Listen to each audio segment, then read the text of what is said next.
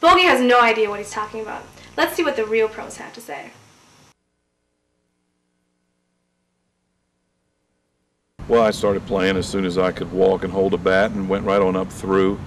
We were fortunate enough to win the American Legion World Series in 1985, and then I went on to play at the University of Richmond. I still have, I think I still have somewhere between 11 and 15 offensive records there. After UR, I went on and played in the Toronto Blue Jays organization for 3 years until 3 shoulder surgeries put me out of baseball, and I guess that was a good thing because it got me into this wonderful world of softball. I started off with Taylor Brothers, which was a major team, which was just one class under the super teams. Then I went on to play with Woody Bell and Belcourt, and then Bell and Sunbelt merged for a year or two. Then I played with Sunbelt with Wayne Williamson. Then I played with the Dan Smith bunch for a couple of years there. You know, I batted everywhere from 1st through 7th. I batted cleanup for a year, which was kind of funny. The one year I batted cleanup, Jeff Arnold batted 3rd, and here he is at 6'9", 300 pounds with me backing him up. The unique thing about softball is most guys have to make a big adjustment coming from baseball into softball. I really was fortunate. I have a real short, compact swing, and I haven't changed it much over the years at all. The biggest thing I had to do when coming out of baseball into softball was learn what pitch was a strike. I think I played my first 2 years and never took a pitch. I mean, as soon as the pitcher let it go, I was swinging. It was underhanded, and it was a heck of a lot easier to hit than a 95-mile-an-hour fastball. But once I learned to get the pitch from my chest to my waist consistently, that's when I really started to become a good hitter.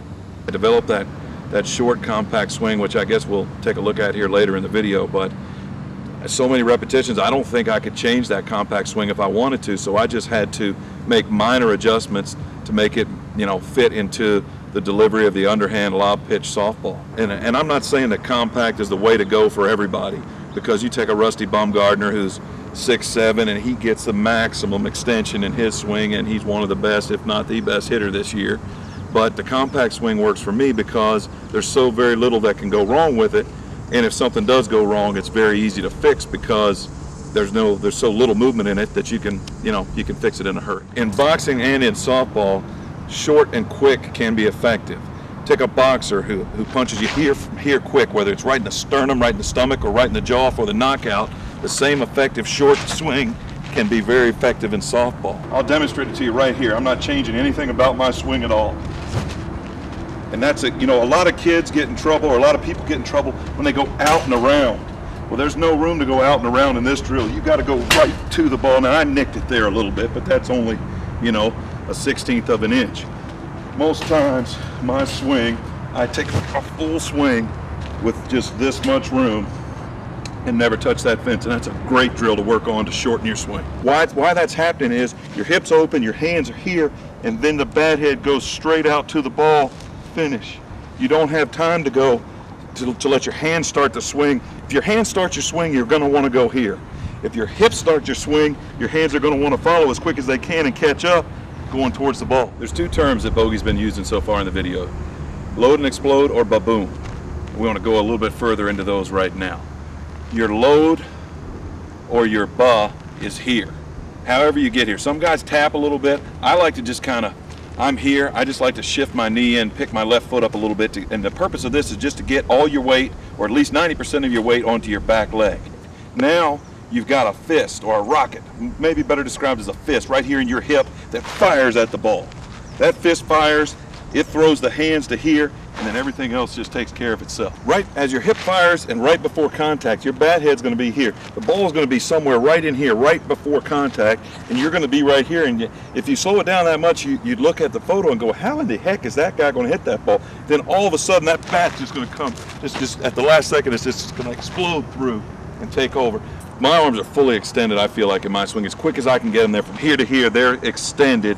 Then they roll over on their own, rather than me constantly, you know, worrying about a wrist roll or a wrist cock or anything like that.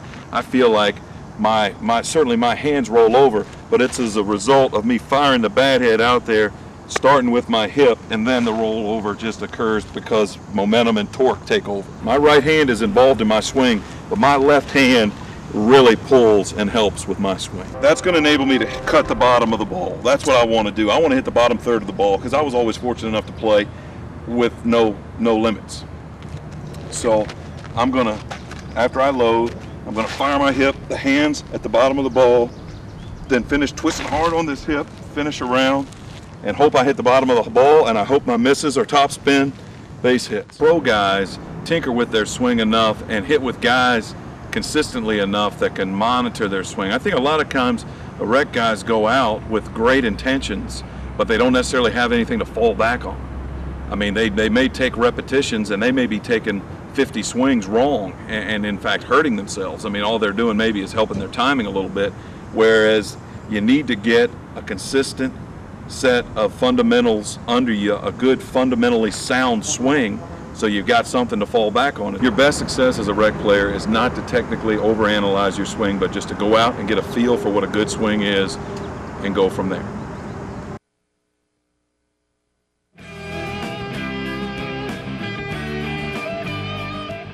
Try to make it all one motion. When I'm here and I'm coming through, then I want to snap. I want to just start rolling them and then try to just snap them on through and then let that bat just do its thing.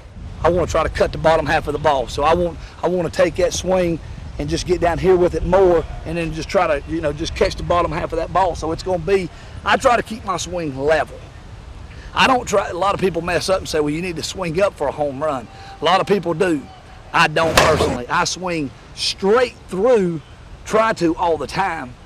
But, you know, the reason I do that is because I'm doing a couple things here. If I want to hit the ball, try to hit it through the infield, I'm going to hit the middle half of that ball. Try to. I'm trying to watch the middle half of that ball, and I'm trying to, you know, cut it and hit right through it. If I'm trying to hit a home run, I'm trying to take that same swing, but just a little different approach as far as hitting the bottom half of the ball.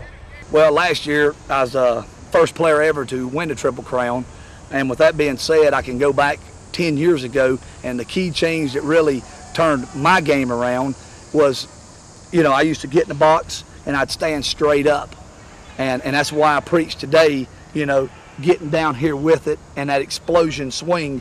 You know, I used to stand off the plate and hit the middle, hit the right center, and that's where I used to live when I first started playing with steels. And now today I stand up on the plate and, you know, and I explode through the ball. And with that, you know, that was the biggest change that's changed me over the last 10 years and made me a pretty darn good hitter over the year. All weight should be shifted back to this back leg. You should be able to loop, you know, this front foot is just like your right hand. Both of them should just be there and just a feel. This is a guide hand. This is just a guide leg is all this is. Because I've got all my weight shifted back here. My hands are up against me here in tight, so I don't have but one move. And that one move is going to be blowing, getting all this right here coming through. A lot of people say, well, you have to hit up on the ball to hit a home run. You don't. You generate that power back here, just driving, pushing off, and just making that contact and hitting the lower half of that ball will generate that home run swing for you. If I'm going base hit, I don't change my swing. I keep it down here and try to hit through the middle of the ball and try to drive it through the infield. But my feeling for my swing is just the same every time I get in. I don't adjust nothing no different, whether I'm base hitting, whether I'm home run swing or not, because, you know, my power is going to come from back here. When I went to that stance, it gave me the ability to, when I do squat down, I found out, if you got bigger guys, they stand up, they got the leverage. But when you got guys like myself or guys like, you know, the rec guys back home, I mean, you got to get every way and find every way you can to generate that power. And that's what I did 10 years ago. I found my swing and found how much it helped me by getting up on the plate and just exploding through it. And I think if you take a couple key changes and work with them and find out what's good for you, then, you know, you'll become successful. I don't like the word load up personally, and the reason I don't like it is because it's just a term I've never used, because, you know, the word load up, I mean, I just get a bad feeling that if you load up, then boom, you're gonna do something wrong. I like to explode. Explode is the same term as going hard. Yeah, if you want to know the difference between load or explode, it's a wait, explode. You know, wait on that ball and then just bring everything at one time straight through the zone, pushing up, hands coming through when you're on contact, just letting the bat do the work. Up through the ball, what I mean by that is just like I said, getting back down here and coming pushing off here and coming up through the ball. But with that being said, coming up through it, my bat, if you notice my bat's still gonna stay level. That's where a lot of people get misinterpretation. They think when you say up through the ball, that don't mean swing up here. Because if you drop your shoulder, you will have a tendency to throw that ball straight up in the air. But which way do you look at it? I mean, or don't you ever think that? I don't think. And the reason I don't think is because, you know, a lot of people, they start thinking, and that's a problem. I mean, you know, you got to find something that's comfortable for you.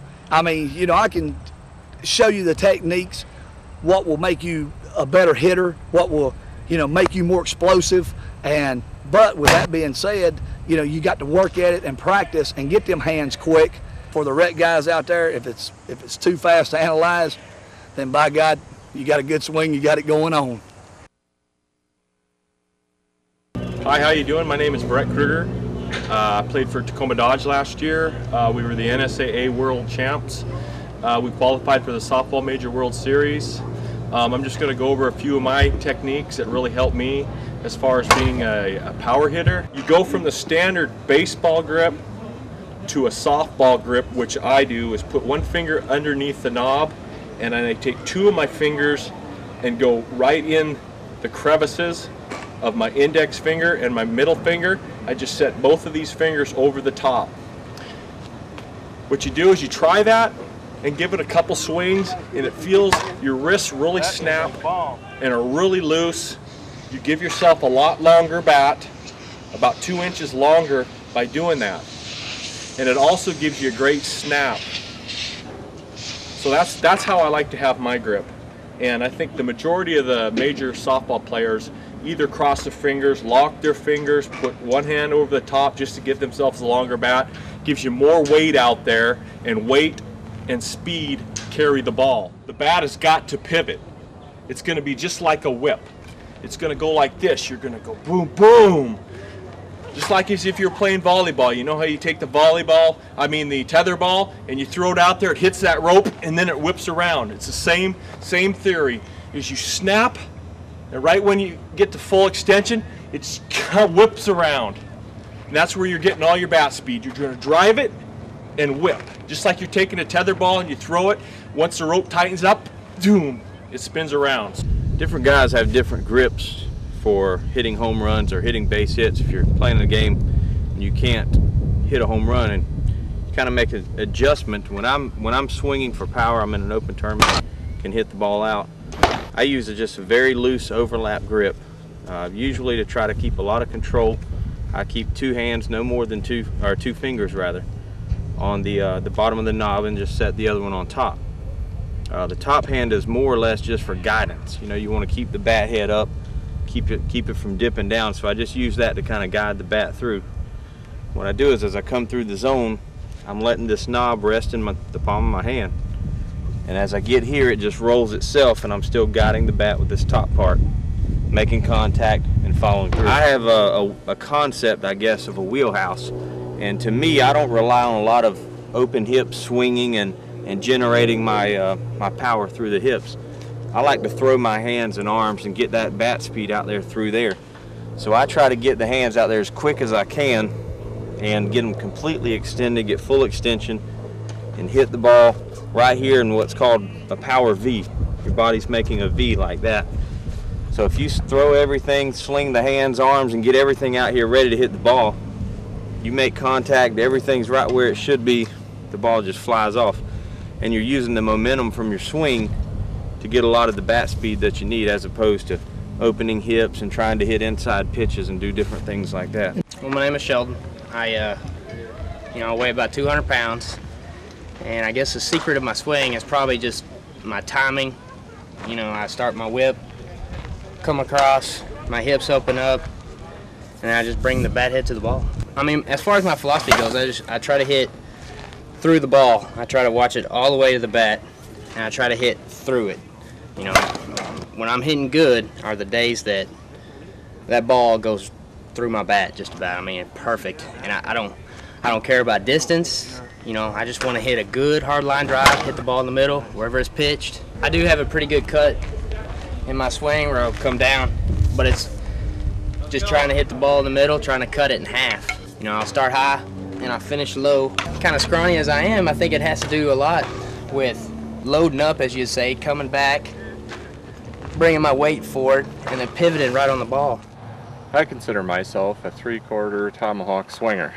Most people think that it's about 3/4 to midway, but I think it's 3/4 way tomahawk, kind of like this. I like to chop down on the ball and that and try to hit the bottom half, keeping my eye on the ball consistently through my whole swing. I like to go from my chin from shoulder to shoulder and have my left hand just slowly roll over the top. That way I get the backspin on the ball I need for maximum carry out of it. Most of your tomahawk swingers are people are under the misconception that their top hand is doing most of the work. Mine, I feel, is my left hand coming through the ball, pulling more than I'm pushing with my right hand through it. Yeah, I think I have pretty much a level to down swing where my shoulders are coming through a hair before my hips are coming through the ball.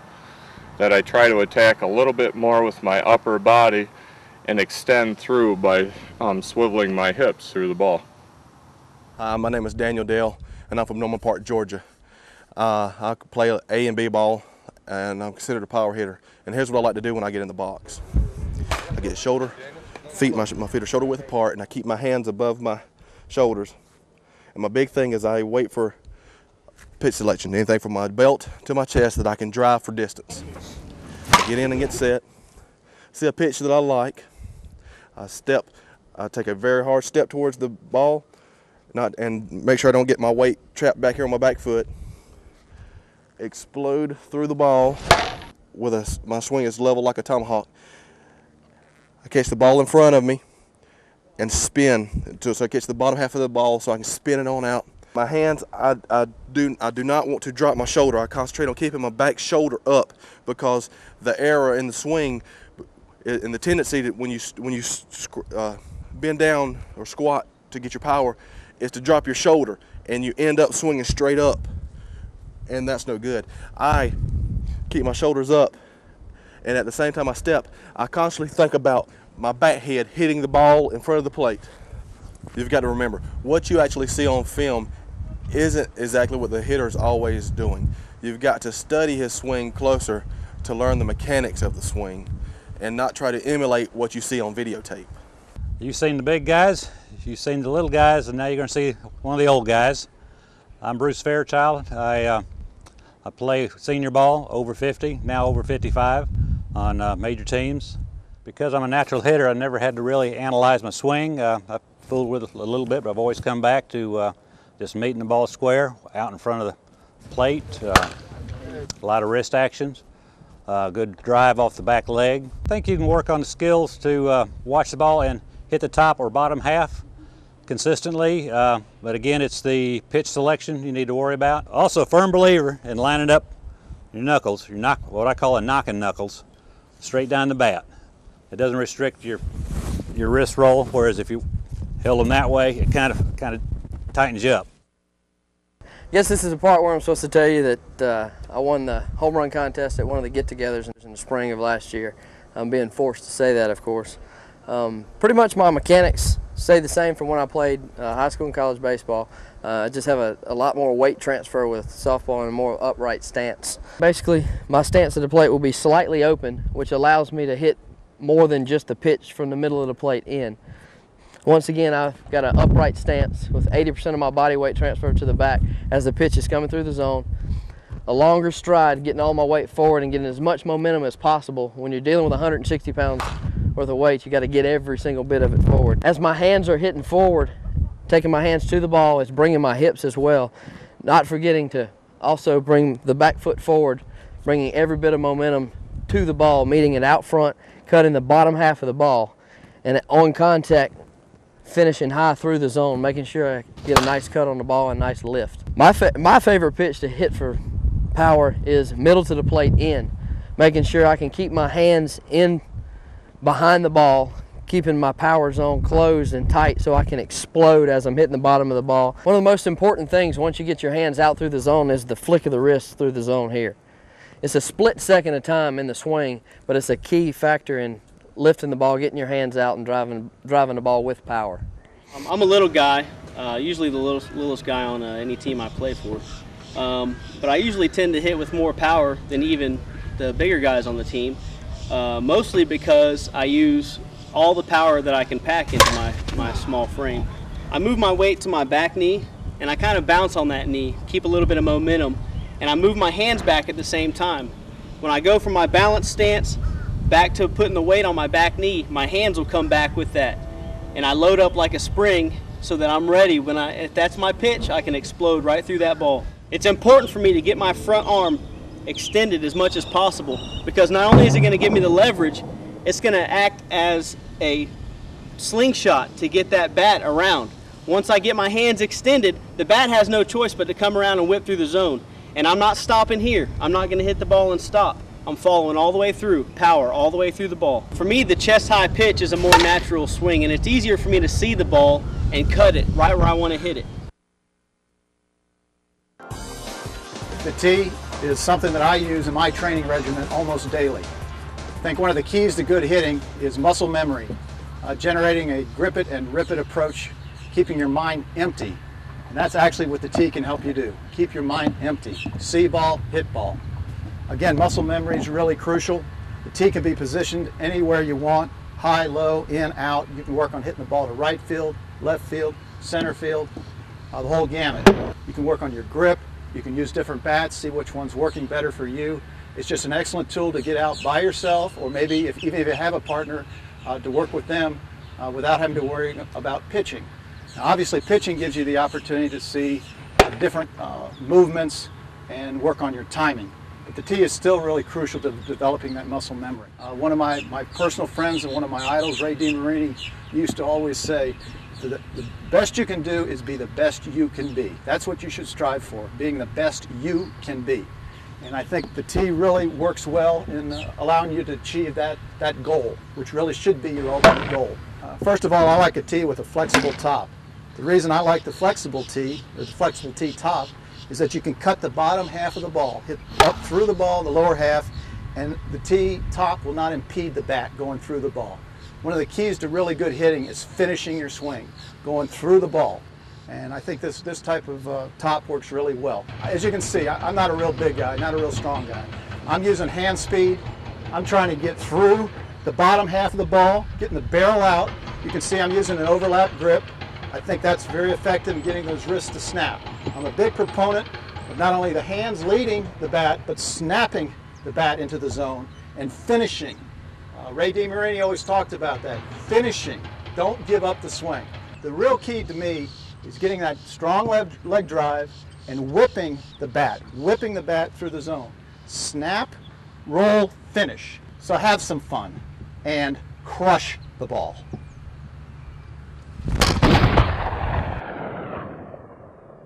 We videotaped an incredibly diverse group of hitters in our research, each with their own skills and limitations. As we finish with the power hitting section of the video, we hope you give the drills a try and that you understand better both your current swing mechanics and the benefits of a more rotational approach to hitting. Knowing that consistency is more of a test than brute strength and distance, after the base hitting section we'll return to give our instructors a final exam. We'll visit 5 home run contests that our instructors entered and see how they fared. From the USSSA Major Men's Contest at Sterling Heights down to a local Darlington festival called Canoe Fest, we shall see if any of these guys could bring home the title. We'll see if there's a Rocky story for either of our small guys as they venture into the land of the giants. We'll finish with the 70-man precision base hit contest in Jacksonville with a talented field and a surprise winner.